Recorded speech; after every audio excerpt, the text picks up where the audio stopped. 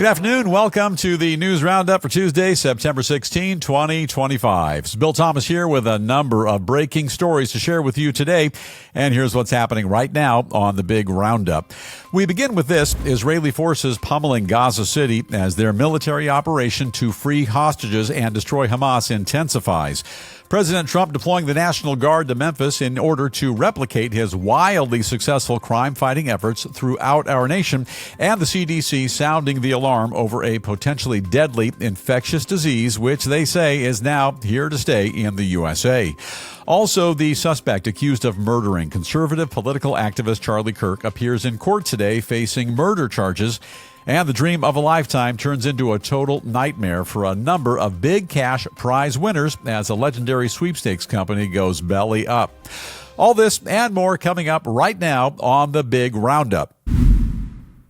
We have so much to get to today, and we begin in the Middle East, where Israel is now pounding targets throughout Gaza City into rubble as they launch what's expected to be a months-long ground operation to liberate the battered enclave. Israeli military officials boast that Gaza is now burning, and they say they're striking with an iron fist in order to destroy Hamas and force the terror group to release the remaining hostages. They also warn they will neither let up nor go back until their mission has been successfully completed.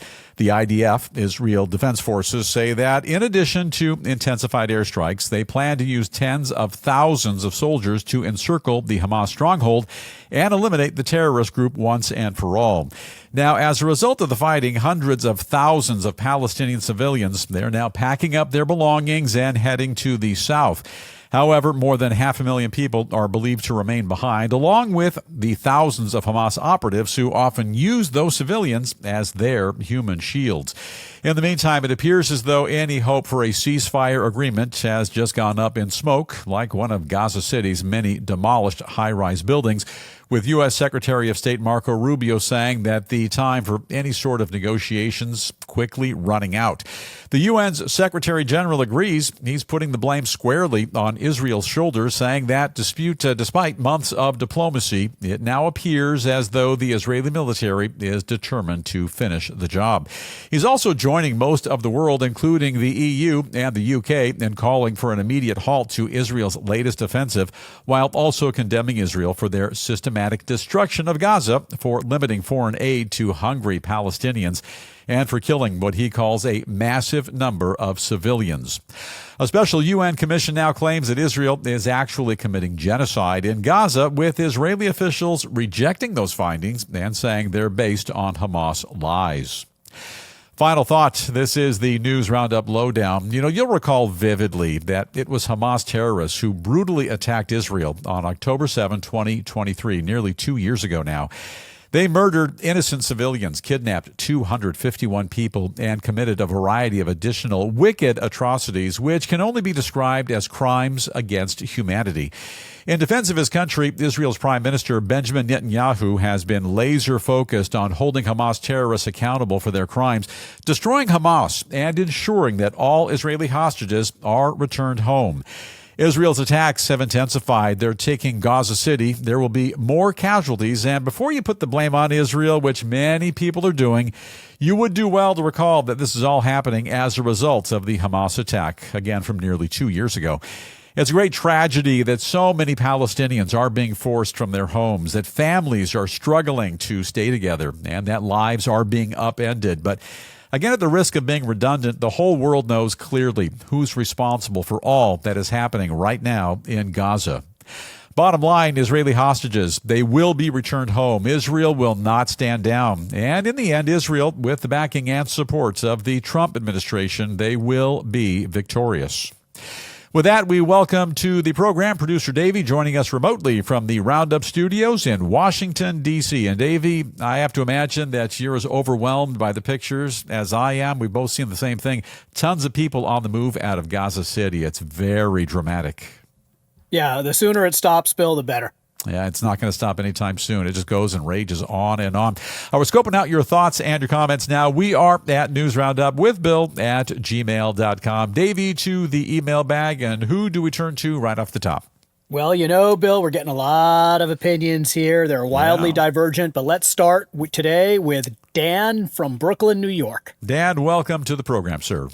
Dan says Gaza is burning because evil Hamas terrorists invaded Israel, butchered civilians, slaughtered babies, and destroyed people's lives. Now they're paying the price, and no matter what happens, they're getting off too easy. Yeah, you're spot on. They are getting off too easy. It's going to be nearly impossible to destroy Hamas. But yeah, you make a very good point, and I've been saying this all along. People keep pointing the finger at Israel. No, this is Hamas's war. They started this war. They can bring a quick end to this war by initially bringing back the hostages to Israel. I appreciate you checking in. Spot on with that. And Davey, who's up next? Okay, Bill, here's a bit of a different view from Dixie in Rutherford, New Jersey. Afternoon, Dixie. Dixie says, Israel, you will suffer for centuries for what you are doing. The world will never forgive you for your crimes, and you will endure the consequences for all eternity. Yeah, you're missing the point. I appreciate you checking in, but look, make no mistake, it's Hamas terrorists. They love the chaos. This is not Israel's fault. This is not Israel's problem. It's all Hamas. They initiated this war. I think Hamas terrorists, they greatly enjoy watching an entire population being forced from their homes and fleeing for their lives.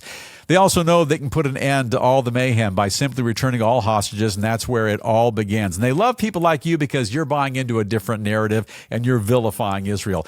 Unfortunately for Israel, their mission of destroying Hamas, as I mentioned momentarily, just a moment ago, it's fundamentally impossible. Now, you can stomp out a cockroach, but when you kill one, an exterminator will always tell you there are plenty more hiding in a number of small corners and crevices. Stamping out Hamas is going to be no easy chore. Next to impossible. Hey, change things up just a bit now. Turn our attention to President Trump's latest move to restore order and return safety to our nation's crime-plagued major cities. With the governor of Tennessee standing proudly at his side, the president now signing an order to officially send National Guard troops to Memphis as he expands the use of the U.S. military right here on American soil. We've said in the past, if you can send the military overseas anywhere, any time of the day or night, every day of the year, you can certainly dispatch those troops to our own big cities, which need the help. Trump says the troops will join a newly created task force, which has just been assembled to fight crime in the city, along with officials from a number of our country's top federal agencies, including the FBI, also the DEA, ICE, and the U.S. Marshal's Office. Goes on to say that the ultimate goal of the new task force is to duplicate the extraordinary success which has come from similar actions to stamp out crime in Washington, D.C. He also says that even though the FBI has already stepped up their activities in the area, the big force, the big guns, are now on the way. Meantime, Tennessee's Governor Bill Lee, you know that guy, firmly embracing the move, saying that he's sick and tired of rampant crime holding the great city of Memphis back. His team also says that right now plans are underway to figure out how to best coordinate all of the state's ramped-up efforts with their new group of partners. The president's order also says that they may be calling in some additional out-of-state law enforcement aid from nearby Arkansas, Mississippi as well, including more National Guard members from other states too. And for his part, the city's mayor says he didn't ask for the National Guard help from the federal government, and he doesn't think it's the best way to drive down crime. Well, you're fine to chime in, but you got that entirely wrong. It is the right way to go. However, he does say that because the decision has already been made by grown-ups, the Guard can be, in fact, put to good use for things like traffic control, monitoring police cameras, as he says, and cleaning up the city. No kidding. Well, final thought, and this is the News Roundup Lowdown. Mr. Mayor, be quiet. First sit down and then be quiet. Sit down and be quiet. The National Guard is not your maid. They're not your cleanup crew. You're not doing your job effectively, and they're coming in to do it for you. The President of the United States of America, Donald Trump, 47, if you will, Davey, is doing his, he's doing precisely what a medical doctor would do if he had some kind of a serious illness. Your doctor will examine you, and if he notices something out of the ordinary, he'll send you to a specialist who's more well-equipped to address your significant medical issue. Now, that specialist will put in motion a series of steps designed to bring you back to good health, and once the issue is resolved, subsequent visits would be handled once again by your primary physician, in this case, Memphis. Yeah, likewise, Memphis is suffering from a critical illness. Now, David, you may not have heard of this one, but it's called rampantient crimiosis. You ever heard of that illness? No, Bill. What's rampantient crimiosis? Rampantient crimiosis, you said it well. Good job. It's the Latin term for rampant crime. It's a disease. Like many illnesses, many diseases, symptoms at first, they're kind of minor, but when the disease is left unchecked, the results, they can be deadly. Memphis doctors, the governor, and the mayor have referred their case to a specialist. The Trump administration, the fix is in, and once Memphis is cured, local physicians, the Memphis leadership, will once again be tasked with patient care. You know, this already worked in Washington, D.C., Los Angeles as well, and for any crime-riddled American city to reject federal help, that's tantamount to watching Rome burn. It's the epitome of weak and feckless local leadership. By the way, Chicago, you're in the waiting room, and the specialist will see you shortly. Patience, my pet. Your thoughts and comments on the big Memphis fix. Drop us a note. We're at newsroundupwithbill@gmail.com. Davey, your turn to the email bag. Who are we turning to? Okay, Bill, we start today with Lucy in Boise, Idaho for this story. Very good, Lucy. What are you thinking? Lucy says, hooray for President Trump. Yeah. Finally, someone with enough common sense to tackle our country's most serious issues. Yeah. If you don't think Memphis has a problem, you've never been there. I haven't been there, but I've talked to enough people who've been there. Dave, you told me you've been there a few times. I have friends outside of Memphis, friends and family, and they tell me what's happening in Memphis. Memphis desperately needs the help. L.A. has needed that help a couple of times. The Trump administration just a few months ago sent the National Guard and the U.S. Marines to L.A. to clean things up just a bit. Did a great job. Chicago is in desperate need as well. They're going to be next. But for now, Memphis, you are on the fix list. It's going to be cleaned up in no time at all. Appreciate you checking in. And Davey, who's up next? Okay, Bill, here's Barry writing to us from Austin, Texas. What do you think of Barry? I love Austin. That is a great music scene. Barry says, if President Trump spent half as much time focusing on the real issues of our country as he does on bullying the public, we'd be much better off. He hasn't bullied anybody, and he's very laser-focused on a number of issues, not only domestically, but globally. Speaking of domestically, his eyes are focused on Memphis. Look, Memphis isn't being taken over. I've heard some of that rhetoric as well. The Trump administration, they've made it very clear that the National Guard is there to help. The Guard is going to work with other local and federal agencies to address crime, to beat it down, to beat it back, and make the community safe for everyone. Safe, by the way, also means profitable. Do you want to buy a house in a crime-riddled city? I doubt it. Do you want to open up a shop, open up a small business in downtown Memphis? Probably not. People are going to start moving out. There goes tax revenue. There goes income. There goes the community. President Trump is spot on with this fix in Memphis. It worked well in Washington, L.A. as well. Chicago, you are next. And Davey, a couple of other big cities, they're on the waiting list. Bit by bit, we're taking the country back. All right, switch things up just a bit now. Take a look at a potentially deadly infectious disease, which health experts, they're now warning is here to stay in our nation. The CDC, the U.S. Centers for Disease Control and Prevention, you know them well, now sounding the alarm in a recent medical journal that a parasite which is carried by what's called kissing bugs can cause a harmful condition called Chagas disease. The insects spread the disease by biting people while they're sleeping. And doctors say that unless more Americans immediately become aware of the ailment, a large number of people who unknowingly contract the illness are going to pay a very steep price by suffering through a variety of symptoms. Those symptoms include fever, headaches, rash, vomiting, and a bunch more, and they can last for months after a person is first infected. And to make matters worse, according to the CDC, nearly 3 out of every 10 people who come down with the disease will eventually wind up developing more serious medical issues, ultimately resulting in heart failure, also stroke, and even death. Scientists say that they've already found the insects which transmit the disease in 32 U.S. states. As a result, they're calling for the disease to be declared a nationwide problem, thus allowing for officials to undertake a massive coordinated health campaign from coast to coast to raise public awareness of the potentially deadly ailment. The CDC estimates that nearly 280,000 people here in the U.S. have Chagas disease at any given time, and it remains unclear how many of them wind up with the most serious form of the ailment. Unfortunately, if it is caught early enough, the disease can be cured by taking a couple of medicines that kill the parasite. However, those drugs become less effective the longer the person has the illness. Final thought, and this is the News Roundup Lowdown. Here at the News Roundup, it's never our intent to cause panic or undue concern, but when we come across a story which we think everyone needs to know about, we are diligent with regard to spreading the message. By now, you clearly know a bit about the disease, how it's contracted, and what the symptoms are. And clearly, whenever you're feeling somewhat out of sorts, always best to visit with a physician, and the sooner the disease is diagnosed and treated, the sooner you'll be able to make that full recovery. recovery and get on with the business of your very busy life. And just a reminder that this is called, in fact, the kissing bug disease, but don't confuse it with what they used to call the other kissing disease. Dave, you heard of that one? Mononucleosis. You remember that one? Oh, that's an oldie but a goodie, Bill. It is an oldie but a goodie. Now, with that kissing disease, most people get better 2 to 4 weeks, but occasionally the symptoms of infectious mononucleosis, they can last 6 months or even longer. Now, some additional headlines we're also keeping a very close watch on right here in the News Roundup newsroom. The suspect accused of assassinating political activist Charlie Kirk appearing in a Utah courtroom for the first time today, and authorities formally charging 22-year-old Tyler Robinson with 7 offenses, including aggravated murder and commission of a violent offense in the presence of a child, with prosecutors now saying they will seek the death penalty for his crimes.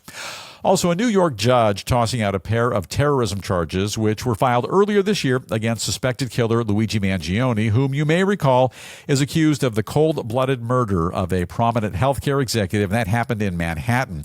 The judge saying that Mangione's alleged crimes were not intended to evoke terror, while leaving a number of other charges in place, including one for second-degree murder. Also in Minnesota, Governor Tim Walz announcing plans to run for a 3rd term as the leader of his state, with the former Democratic candidate for vice president saying he'll never stop fighting to protect his citizens from the chaos, corruption, and cruelty, which is now coming out of Washington. Turning now to the world of business and a quick glance at some developing stories which are making headlines today in finance, commerce, and so much more. Electric vehicle maker Rivian breaking ground on a long-delayed $5 billion facility in Georgia, saying that moving forward, the new plant will play a critical role in the company's ability to eventually turn a profit by allowing their current factory in Illinois to concentrate on more affordable models of their high-end vehicles. Stick with cars here for a moment, and auto industry experts warning that prices for new cars and trucks now climbing fast, and that from now on, discounts are going to become increasingly difficult to find. They also say that pressure from tariffs could make the overall situation even worse, while pointing out that many EV incentives are set to expire at the end of this month. But Davey, used cars, that's always a decent alternative, right? Well, it has been in the past, Bill, but apparently used car prices are going up as well. So. They are, and I've been pricing used cars for a while, but new car prices, they are just astronomical. Also, turmoil for a bunch of grand prize winners who are no longer on Easy Street after legendary Publishers Clearinghouse, they just filed for bankruptcy. I just read about that. Company's parent organization now saying that moving forward, they'll no longer fork over the previously awarded lifelong payouts to those individuals, leaving some of those winners uncertain about how they'll make ends meet or even pay their future bills. And right now, it is time for the lighter side of news, where we'll take an engaging look at a few incredible stories guaranteed to keep you on your toes, unless you're already sitting down like this guy or like Engineer Jamie. So you probably want to do that. Sit down, relax, and let us share with you a very interesting story. Kick things off today with 3 of the wealthiest people in the entire world, whose combined fortunes have just reached a staggering number. Now, all told, Larry Ellison, Elon Musk, and Mark Zuckerberg now work a total combined worth of more than, and hopefully I say this right, Davey, $1 trillion. Is that true? That's correct, Bill. $1 trillion. That's one with 30 or 40 zeros at the end. More than the market cap value of several of the world's most successful companies, including Walmart, also J.P. Morgan, and even Berkshire Hathaway. I've heard of that one. The trio have managed to gather so much loot by holding on to large chunks of their extremely valuable companies, with Ellison retaining a huge portion of Oracle, Zuckerberg clinging to a nice piece of Facebook's parent organization. That one's called Meta, and Musk owning significant shares in both Tesla and SpaceX. So the tag team of Musk, Ellison, and Zuckerberg are collectively worth $1 trillion. And because I'm pretty good with numbers, Davey, and I dig math, I did some number crunching on my own. I took the News Roundup abacus out of storage, which was in the second drawer of your desk over there, Davey. I added up my net worth combined with your cash reserves, Davey, all coupled with Engineer Jamie's big bucks in her bank account. And between the three of us, we are worth a combined total of $483.29. Now, Davey, look, we're not trillionaires, but between the three of us, I think we're off to a pretty good start. And with 483 clams, we could throw ourselves a heck of a pizza party. And producer Davey, where do we go from here? Well, Bill, you wanted a pizza party, so Yeah. here we go. I'll serve you up a slice. Oh, I'd love a good slice right now. Serving up our next story with a generous helping of red peppers and Parmesan cheese. The glorious city of New Haven, as in Connecticut, shattering a world record by throwing the biggest pizza party which has ever been held on planet Earth. More than 4,500 people showing up for the humongous event, each of them chowing down on a couple of gooey, cheesy slices, setting a new Guinness Book world record. New Haven's mayor says that the gluttonous display by the enthusiastic crowd clearly demonstrates his city's pizza supremacy, and that it should be obvious to all that his world-renowned city is now the pizza capital of the entire world. You know, Davey, every city has to be known for something. Orlando has Disney World, New York has Times Square, and L.A. right here we have the globally famous Hollywood sign. Sometimes, Davey, not always, but sometimes I can snap my fingers like this, and then right over my shoulder, you'll see the Hollywood sign. New Haven, however, it trumps absolutely every big American city because they've just broken the world record for the largest ever pizza party on the planet. Now, everyone has their favorite kind of pizza. Engineer Jamie's favorite is Hawaiian style with Canadian bacon and pineapple. Engineer Jamie, is that correct? Yes. Yes, it's very good. Producer Davey, you are fond of the cheese pizza. Is that correct? That is correct, Bill. And I'm here to say you both got it wrong. The best pizza on the planet. Davey, the best pizza on the planet? What's the best pizza on the planet, Bill? Free pizza, like they have in New Haven. Nothing trumps free pizza. And finally today, the world's largest fast food chain finally coming to the USA. A China-based restaurant called, I think it's called Mishu, M-I-X-U-E. Mishu Ice Cream and Tea. They'll soon open their doors to customers in lower Manhattan. Not upper and not middle, but lower Manhattan. With a menu that includes a variety of soft-serve ice cream cones, boba, milk teas, fruit-flavored drinks, and a whole bunch more. Though most of the popular chain stores are still in China, Mishus are already popping up throughout a number of Southeast Asian locales like Indonesia, Thailand, Vietnam, and more. And the organization now betting that their roster of affordable treats will soon pack in the New York City crowds and add a touch of sweetness to their oft-times complicated lives. New York ain't easy, man. This Mishu Ice Cream and Tea place. They offer a variety of goofy options, soft-serve fruit teas, milk teas, and all the rest. But the part about it being a fast food restaurant kind of lost on me. Perhaps this is how they do fast food in China, Thailand, Vietnam. Terrific. But here in the U.S., we do things a little bit different. Now then, Producer Davey, do they sell pizza by the slice, double bacon chili cheeseburgers, tacos, burritos, or foot-long frankfurters? I did my research, and the answer is no, no, no, and absolutely not. Therefore, by the power vested in me as a board-certified and licensed podcastologist, I'm hereby revoking their status as a fast food eatery here in the U.S. and downgrading them to a halfway decent coffee joint. And that is a look at the lighter side of news. Chime in with your thoughts or comments via email, and you'll catch us at newsroundupwithbill@gmail.com. Davey, who is saying what about our lighter side? Okay, we got a lot of people checking in with us today, Bill. Let's start with Mary in Wichita, Kansas. Mary, welcome to the program. What are you thinking?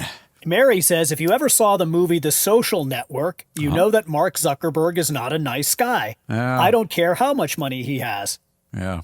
Well, if I recall correctly, he was off at Harvard and 2 or 3 of his associates got together and they all kind of came up with Facebook. And didn't he just adopt that on his own, Davey? Is that right? Well, he was the prime motivating force, certainly, Yeah. but he did have some business partners that kind of fell by the wayside along the way. Yeah, I think they lost out on that deal. I've heard the story a number of times. Turns out he's not the swellest guy on the planet, but a real bright guy. He invented something, and because of it, he's a billionaire, and he just keeps raking in the dough. Very good. Appreciate you checking in. And who's up next? Okay, here's another view from Marv in Fort Lauderdale, our good friend Marv. Hello, Marv. Welcome back to the program.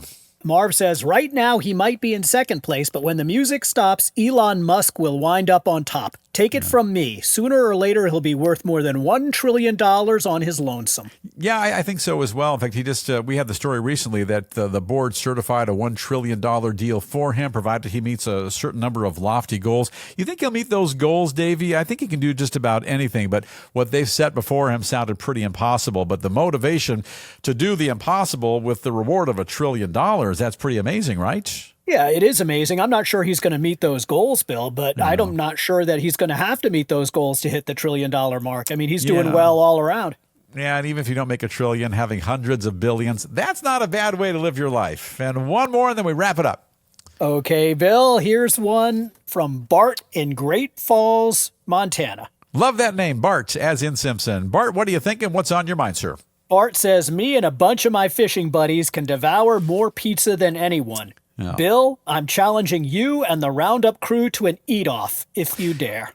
If you dare, you apparently don't know Engineer Jamie. I've seen her wolf down an extra large Hawaiian-style pizza in no time at all. I'll tell you what, Producer Davey, he's no slouch when it comes to cheese pizzas. And throw a couple of larges at me, I'll go up against anybody. I'll take the News Roundup crew against virtually anybody in the planet in a pizza-eating contest anytime. Say when, say where. The challenge is on. Hold that guy's information, Davey, his name, phone number, and email. We'll have to get in touch and have a pizza contest right here in the studio.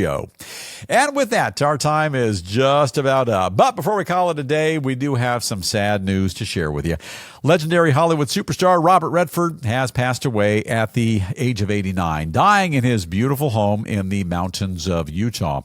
The blonde-haired Redford was beloved for his boyish grin and his acting roles in movies like Butch Cassidy and The Sundance Kid, The Sting, All the President's Men, and all the rest. He didn't have any duds. Also, an Oscar-winning director from that fabulous movie about 1980 or so, Ordinary People, starring Donald Sutherland, Mary Tyler Moore, and a bunch of great stars. Also, the godfather of the independent film movement through his well-known Sundance Institute. Redford was a great American, awarded the Presidential Medal of Freedom in 2016, and he will be sorely missed. But he lived a fantastic life, and he leaves behind a profound legacy, which will inspire millions of people for decades to come. And now time for us to bust on out. But before we call it a day, don't forget the News Roundup motto. Ask not what your podcast can do for you. Ask what you can do for your podcast. It's something really simple as well. Simply subscribe to the program so you never miss a single episode. And for now, it looks like our time is officially up. So have an awesome day today. Please stay safe. Let's do all we can to continue to watch out for one another. And with that, Engineer Jamie, I'll ask you please to gently dim the lights. Let's fade to black. And we'll see you right back here tomorrow afternoon.